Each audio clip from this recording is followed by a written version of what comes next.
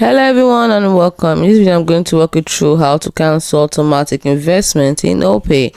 So to do this is quite simple. From your home menu on Opay, the first thing you need to do is select me icon at the bottom, and then next thing you click on the gear icon at the top right corner.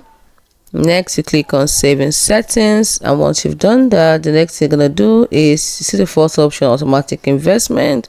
Click on it and then you turn it on. So if it is off, you see it here written as off. So you want to turn it on, you turn on, you click on I would like to turn off or to save.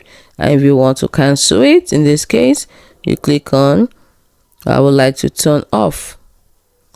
So want to turn it off, and then you can see you can change it to 10 p.m. every night in settings if you want, or just click on turn off.